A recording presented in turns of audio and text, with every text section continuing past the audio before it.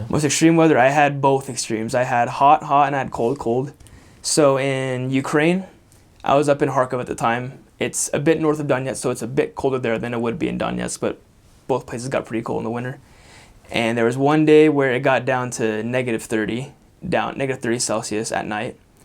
And I remember when we came home at night at around 9 o'clock, 9:30, it was getting pretty cold. It was getting down to negative 25, 27. But even during the day, when it was out sunny, it was still negative 20 something, negative 25, negative 23. And I remember normally because it was cold, we wear beanies usually to keep us warm. And I had this kind of more loose beanie that I would wear because it was more comfortable. But I remember that day, it just was not cutting it. Just my ears were sticking out in the air, just freezing. I had to put on this thick hat. And it was just the coldest day. My companion that came to me a month later, on this same day, he was down in a different area, and he was chopping wood for service out in the cold all day. And as he's chopping wood, one of his big toes goes completely numb just from the cold. And he comes to me a month later, his toe is still numb. And he's with me for another 3 months. For that first month, it's still numb. So for 2 months straight after this freezing cold day, his big toe is numb. And he's convinced that he's never going to feel it back in this toe, that it's gone. Finally, once April kicks in, end of March, and the sun comes out, starts warming up a little bit, he starts feeling it again.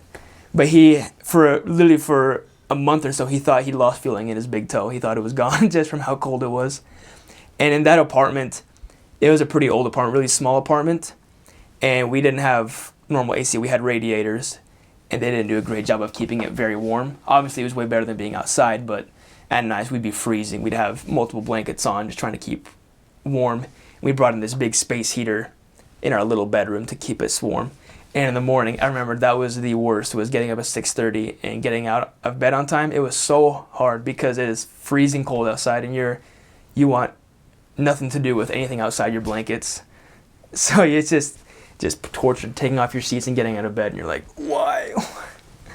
So that's one extreme, just freezing cold.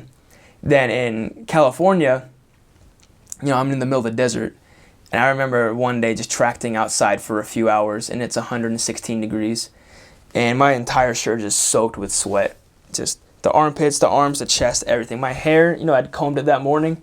It's just all down from the sweat, and I just feel gross. And I remember thinking, literally 4 months ago, my companion lost feeling in his toe, and here I am now just dying in the heat.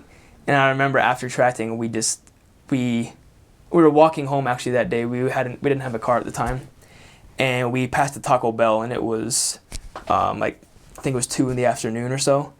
And I told my companion, I was like, Elder, this is where we're going for lunch. And he's like, why? I said, because I need a drink right now.